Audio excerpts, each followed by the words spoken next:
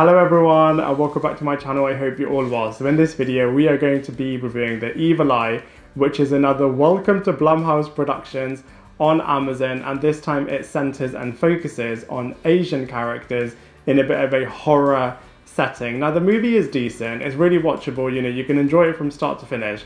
I just really do feel like they could have done so much more with the concept and with everything that they were setting up in this movie. It's just one of those really typical standard horror films that is just a very slow burn movie that just has a bit of a dramatic final act, but that's kind of it. And I just really do feel like they really missed a trick, as they could have done so much more with the premise of this movie, which I will be breaking down for you in this movie review.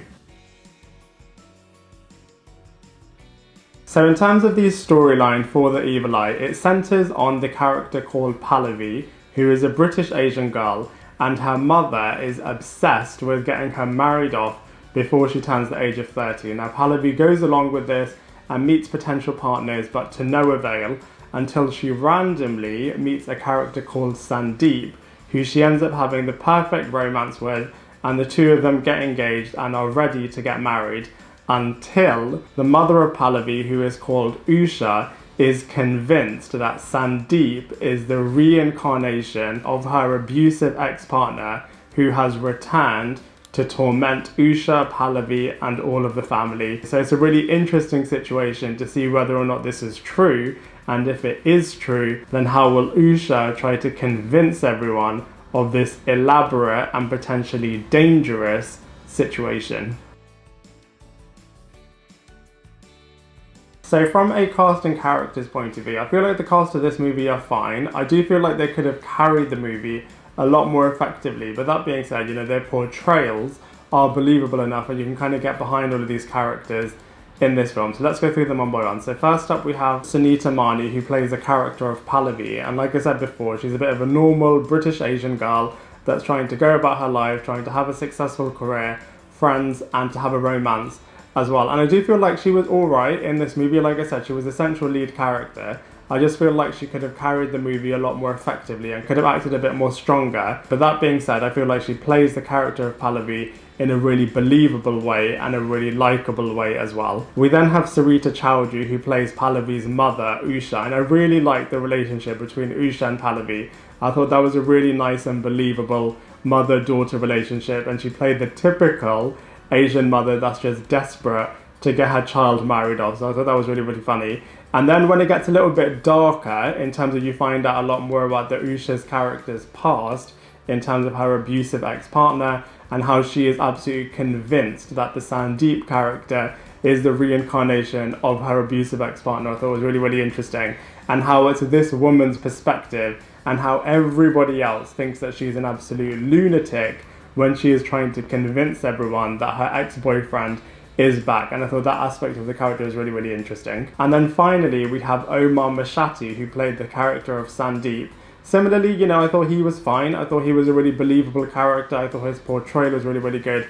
But that being said, I really do feel like he could have brought the darker, villainous aspect of this character a lot more strongly. He was fine in the final act. I thought that was really terrifying and a really great ending to the movie, but I just really wish that they really pushed this character's portrayal a bit more. So overall, I feel like, the casting of this movie was decent, but I just wish that they kind of pushed their character portrayals a lot more. But that being said, all of the characters are really likable, and you really do feel like you're immersed into the world of The Evil Eye.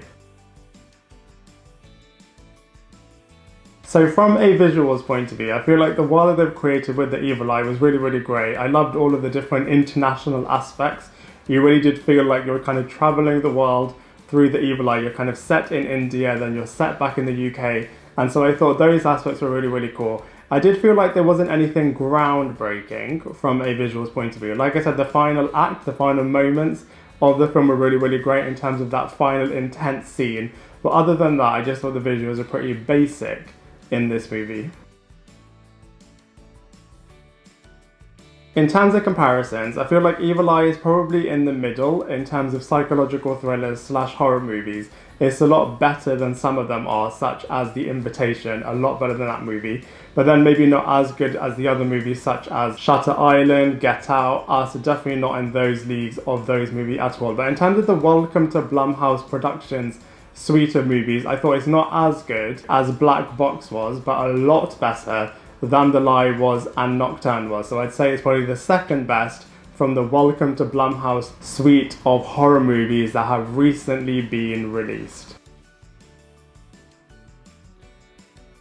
So in terms of the ending of this movie, it's revealed that Sandeep is indeed the reincarnation of Usha's terrifying ex-boyfriend. Now I do feel like this aspect, they really could have pushed it a lot more. There was only one scene where you saw the Sandeep character being really manipulative and being really controlling over the Usha character, and I just feel like that aspect could have been stretched out a lot more to make it a lot more engaging and a lot more exciting in terms of what is this Sandeep character going to do.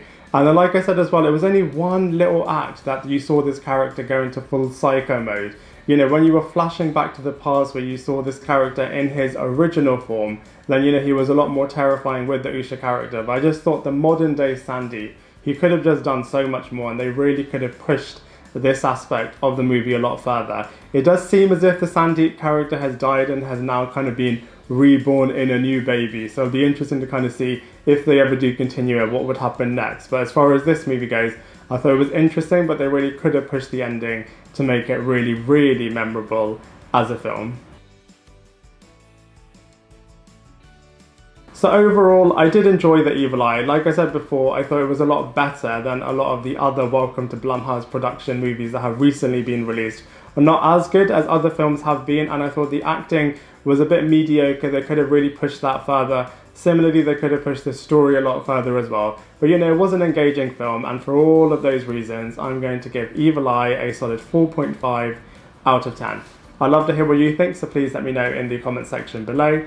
Otherwise, I look forward to seeing you in my next video.